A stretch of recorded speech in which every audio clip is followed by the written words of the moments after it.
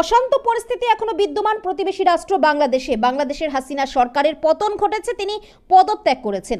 বাংলাদেশের সেই অশান্ত পরিস্থিতির কোনো রকমের আঁচ যাতে ভারত বাংলাদেশ আন্তর্জাতিক সীমান্তবর্তী এলাকায় এসে না পড়ে, তার জন্য ভারত বাংলাদেশ আন্তর্জাতিক নদীয়ার সীমান্তবর্তী অঞ্চলে মোতায়েন করা হয়েছে বিএসএফ এর কড়া পাহারা। নিশ্চিন্দ্র নিরাপত্তার মোড়কে মুড়ে ফেলা হয়েছে সীমান্তবর্তী এলাকা। চলছে তল্লাশি।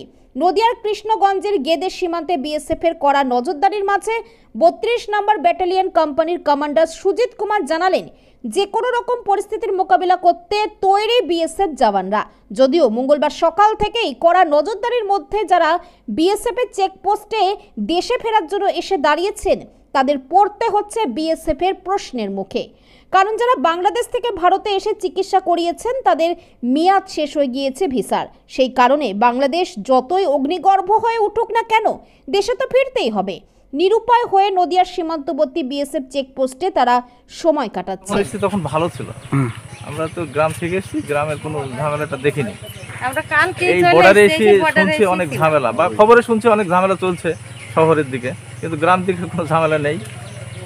এই বর্ডারে এসে বিভ্রান্তির ভিতরে পড়ে গেছি আমরা। আপনারা কি চান? আমরা চাই দেশটা শান্তিতে বসবাস করুক, সবাই চালুক।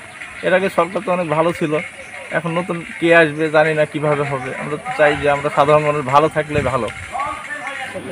কেমন ছিলেন বাংলাদেশে? বাংলাদেশে ভালো না, এই দেশে আমাকে শান্তি, ও দেশে আমাকে শান্তি নেই। বাংলাদেশে কি অভিজ্ঞতা পেলেন? ও দেশে খুবই খারাপ, আর ভয় ভয় লাগে। ও দেশে থাকা যায় না, মারামারি সবসময়। একটা মেয়াগের খুবই মানে বিশেষ করে কি হিন্দুদের উপর অত্যাচারটা বেশি? আরোই আছে, দুই পক্ষেরই আছে। যাদের বাড়িতে গেছেন তারা কেমন আছে? আছে, ভালোই আছে, ভালোই আছে। মানে কোনো কাজকর্ম বাজার ঘাটে যেতে পারছে না, সব চারিদিকে মারামারি, আগুন ধরে দিচ্ছে, ঘর বাড়ি ভেঙে ছিঁড়ে ফেলছে। আপনি ওইখানে কেমন ছিলেন? ছিলাম, ভালোই ছিলাম, কিন্তু রাত্রি ভয়তে ঘুম আসে না, সব চুপচাপ থাকে, কেউ কোনো জায়গায় বেরোতে পারে না রাত্রি ভয়তে। আর ওই জন্য কি তাড়াতাড়ি দেশ থেকে ফিরে এলেন? হ্যাঁ, দেখলাম দেশের মানুষ দেশের তাড়াতাড়ি চলে যায়। আপনার নাম? আমার নাম মায়া বিশ্বাস। আপনি কি বলছেন, কি চাচ্ছেন? হ্যাঁ, কি চাচ্ছেন আপনারা? আমরা দেশের মানুষ দেশে চলে আসলাম, ভালো হইলো। আমাদের দেশের সম্পদ নষ্ট হোক, আমাদের দেশের মানুষের ক্ষতি হোক, আমরা এটা কখনোই চাইনি। আপনারা কি চান? আমরা চাই শান্তি, আমরা চাই শান্তি। আমরা খেটে খাওয়া মানুষ, দুবেলা দুটো খেয়ে পরে আমরা বেঁচে থাকবো, এইটুকু আমাদের কাম। বাংলাদেশ থেকে আসছেন, কোনো অসুবিধা হয়েছে আজকে? আমাদের বাংলাদেশ থেকে আসছে, আমার হাজবেন্ডের হার্টের সমস্যা, আমরা বেঙ্গলারে যাব। আজকে আসতাম না, তারপরেও আসতে হলো যে আমাদের টিকিট কাটা হয়ে গেছে ফ্লাইট। আপনার নাম? আমার নাম লুৎফুন্নেসা। বাড়ি? বাড়ি মেহেরপুর শোলমারি। বাংলাদেশে এখন ভালোই পরিস্থিতি ভালো, এখন বাংলাদেশের পরিস্থিতি ভালো, এখন শান্ত আছে আপাতত, কোনো সমস্যা তো দেখা দিচ্ছে না। তারপরে আপনার শিল্প কারখানা আজকে সব খুলে দিছে। কি এমন ঘটলো ছাত্র আন্দোলন যেখানে দেশের প্রধানমন্ত্রীকে অন্য দেশে পালাতে হলো?